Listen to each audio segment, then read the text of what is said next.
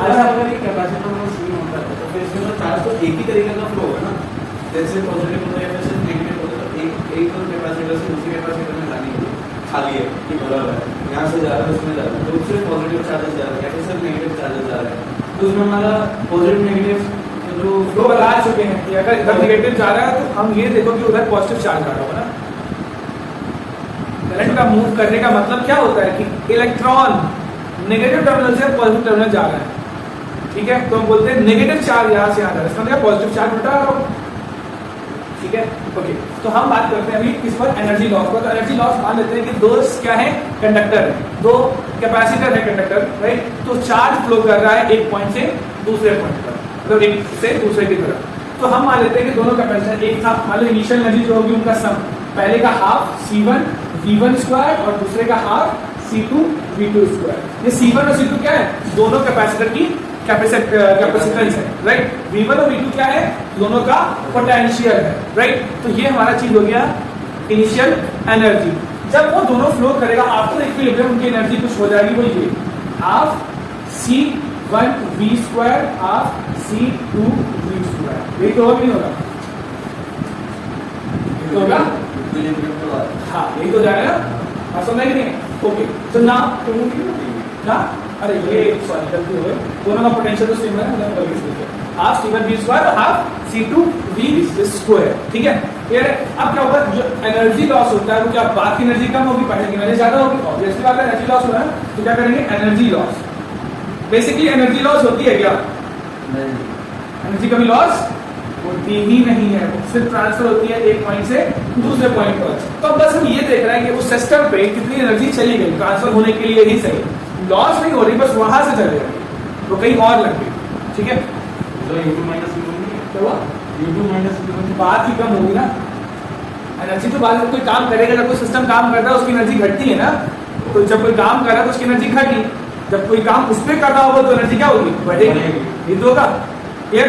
Okay, तो अभी मैं यहाँ दिखाई U1 माइनस U2, तो हम क्या करेंगे, इज इक्वल्स टू हाफ क्या लिखा C1 V1 square plus half C2 V2 square, sorry minus half C1 V square plus half C2 V square, ठीक है। बोलो कोई दिक्कत, ये U1 हो गया और एक U2 हो गया, हमने हाफ सबसे कॉमन निकाल लिया अभी, ठीक है। और हमारे पास क्या बच गया, C1 V1 square C2 V2 square plus C1 V square minus C2 V square, okay. तो समझ में आ रहा नहीं आ रहा, ठीक है।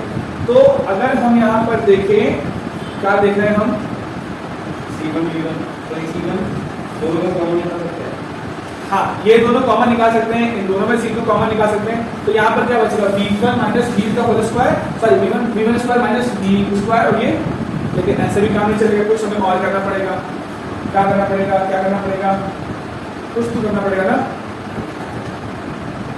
कुछ तो करना पड़ेगा। हम क्या करते हैं, C1 V1 square plus C2 V2 square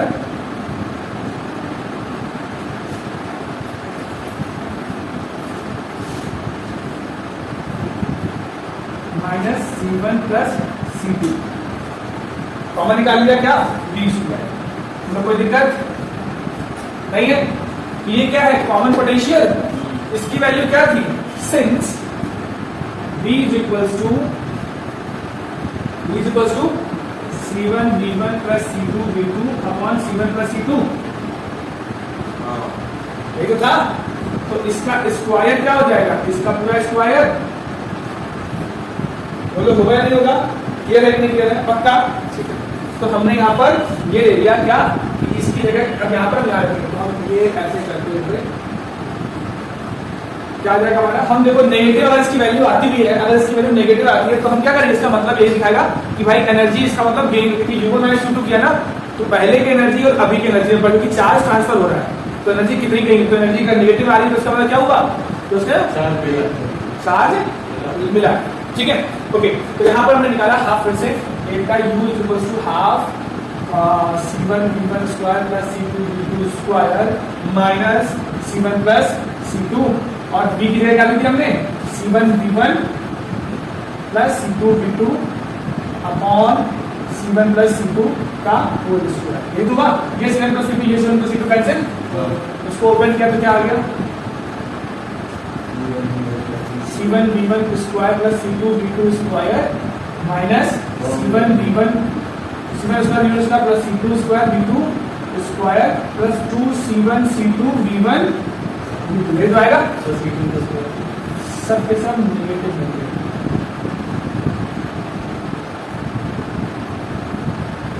बोलो है ना, क्लियर है।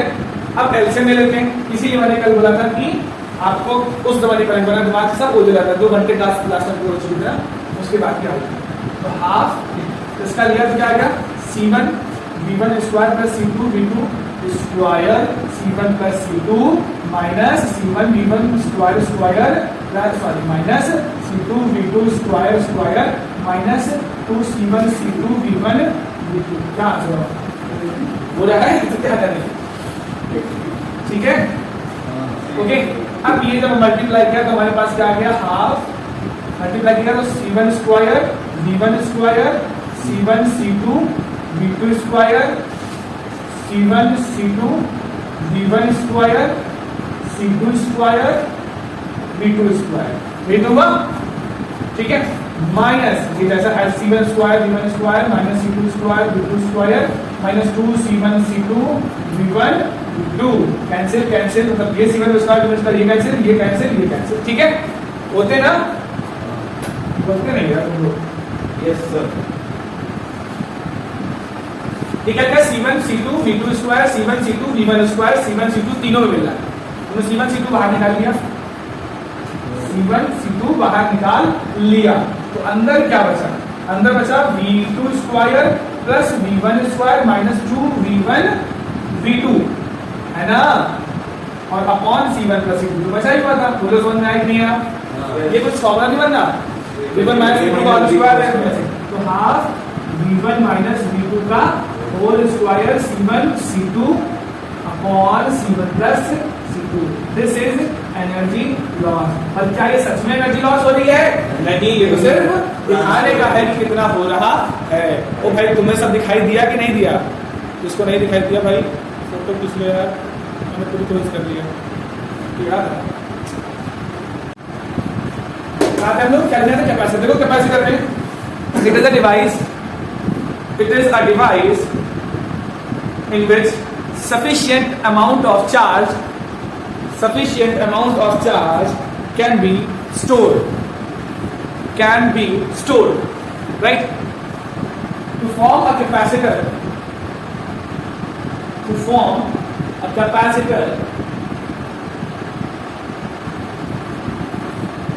two plates are required, one is given positive charge and other is given negative charge, ठीक है, one is given positive charge, other is given negative charge।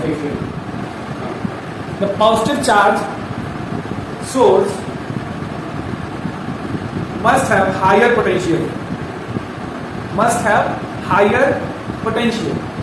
so on the basis of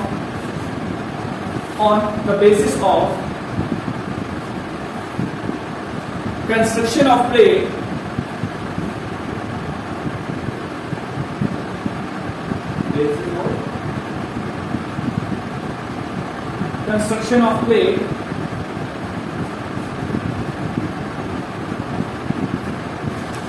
capacitor are of three types. First one is parallel plate capacitor.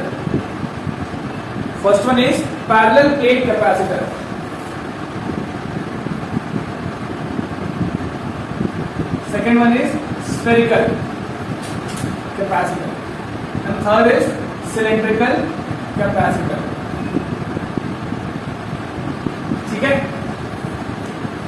देखो पहले लो parallel plate capacitor, जल्दी से लिखो, पता नहीं क्या करोगे दुनिया में। लिखा, you consider a parallel plate,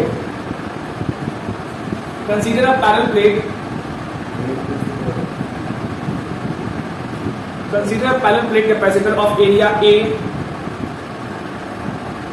of area A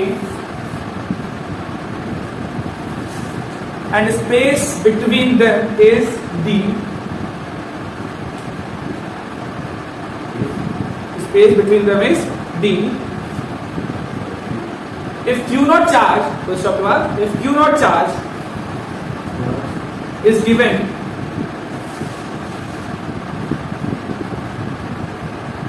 to the plate, then surface charge density is given by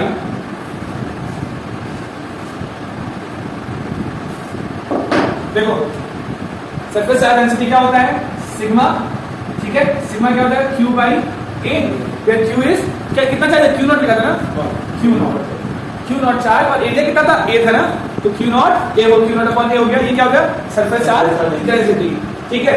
then after हमारे पास एक और चीज है, वो क्या है इलेक्ट्रिक फील्ड, नीचे लाइन लिखो electric field due to the charge C, electric field due to charge sheet is E is equals to क्या आया था इसके लिए sigma upon epsilon naught, sigma upon epsilon naught ही तो आएगा, है ना, क्यों यहाँ पर K भी लिखा मैंने बिकॉज ये कैपेसिटर है, इलेक्ट्रिक फील्ड में हम K को अंडर एस्टिमेटिंग मत कर सकते थे, तो यहाँ नहीं कर सकते हैं, राइट, बताया ना आपको, तो क्या लिखा sigma upon epsilon naught K, ये तो होता था सीट ऑफ चार्ज के लिए, ठीक है, क्लियर है ना, ओके। पोटेंशियल क्या हो जाएगा, पोटेंशियल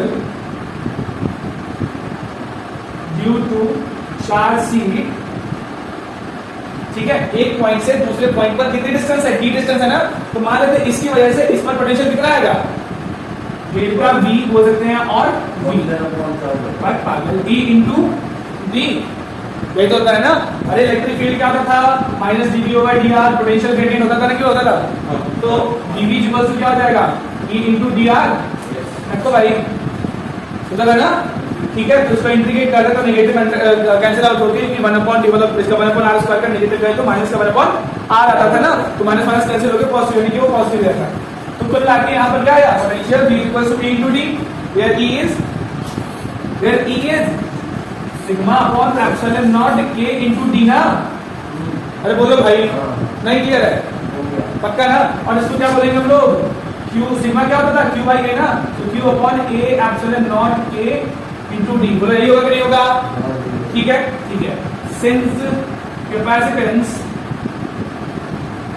कैपेसिटेंस क्या होता था चार्ज अपॉन पोटेंशियल डिफरेंस, तो Q अपॉन Q लगा दी Q नॉट होता है, यहाँ पर भी Q नॉट दिया था, यहाँ पर भी Q नॉट दिया था, यहाँ पर भी Q नॉट, D की वैल्यू कितनी थी Q naught by A epsilon T upon D, तो Q not D upon A epsilon naught K, तो Q नॉट कैंसिल, ये एक मेजर वाला वो था, तो ये सब ऊपर जाएगा, जाएगा नहीं जाएगा, C equals to A epsilon naught K upon D, बोलो क्लियर नहीं क्लियर, पक्का, सोच लो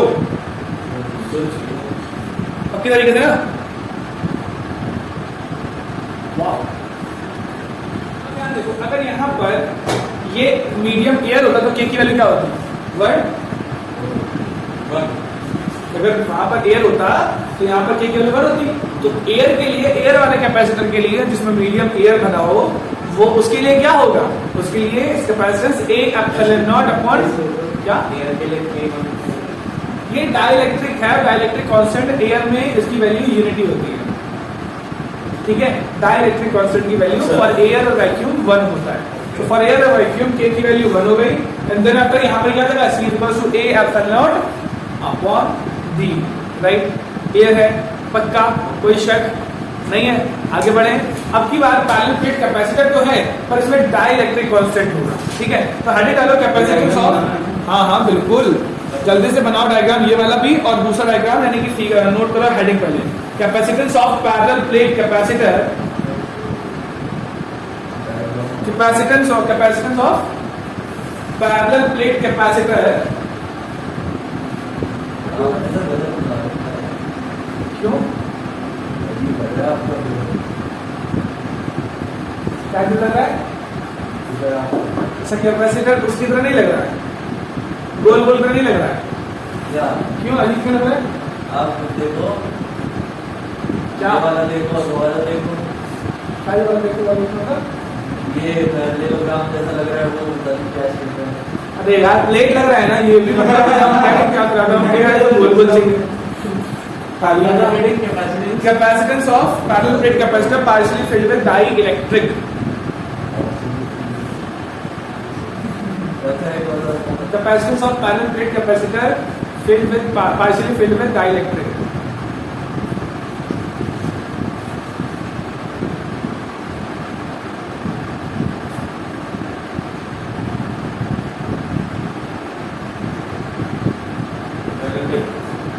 भाई इलेक्ट्रिक, हाँ तो इसकी लेंथ अगर मान लेते हैं क्या, तो देखो ना इसकी लेंथ हमने T1 इस क्वांटिटी क्या लिखा, पार्शियली फिल्ड विद डाइलेक्ट्रिक। बस इसमें फिगर दोबारा से अभी ऐसा बनेगा कि बीच में क्या, ये डाइलेक्ट्रिक पड़ा हुआ है प्लेट के बीच में, इसकी लेंथ T है, जो यानी चौड़ाई बोल सकते हैं, ठीक है।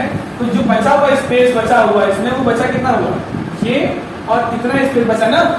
अरे देखो भाई, जो ये डाइलेक्ट्रिक यहाँ पर अगर आ गया तो बचा स्पेस, पहले D था दोनों के बीच में, अब कितना बचा, T सर्कुलर था, तो बचा कितना D माइनस T ना, तो चाहे इधर उधर कहीं भी रहो, उसके कहीं बीच में रखा हो तो D माइनस T बचेगी ना डिस्टेंस, बोलो भाई, है ना। ओके, तो क्या लिखो इनको, consider a parallel plate capacitor, consider parallel plate capacitor of plate area A, parallel plate capacitor of plate area A and distance between them is D. If a dielectric slab of breadth, if a dielectric slab of breadth small t, bracket में लिखना small t की value क्या है, D से छोटी होगी क्योंकि वो उसके बीच में है ना, of breadth t small t, which is bracket में लिखना स्मॉल t लेसर देन क्या स्मॉल t, ठीक है। And dielectric constant K and constant K is placed between the plate, then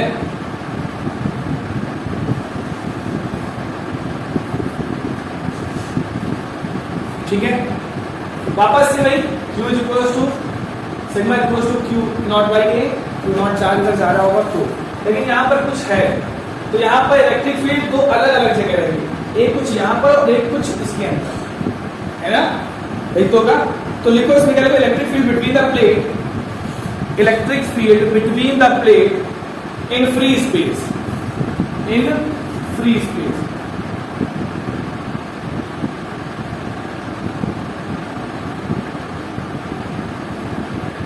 E is equals to sigma upon epsilon naught rho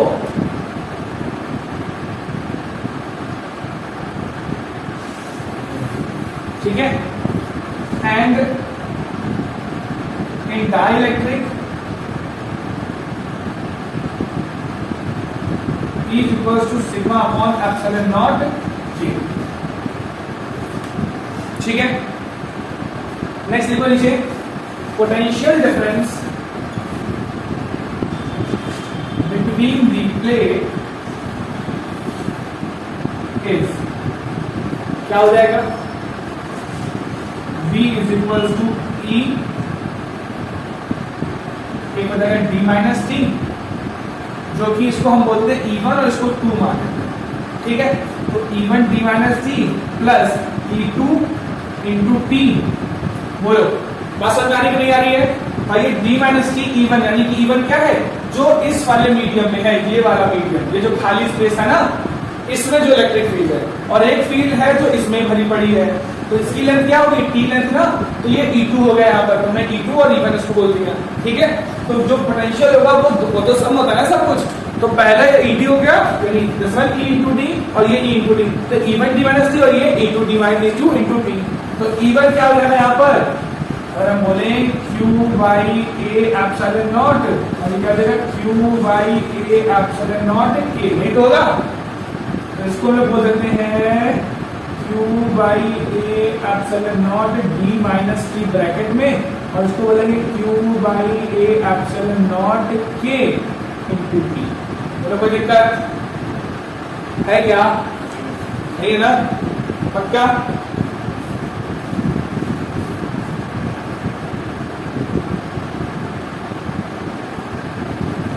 अब अगर हमने इसमें से Q by A epsilon not common निकाल लिया तो क्या बच गया? D minus T plus T upon के।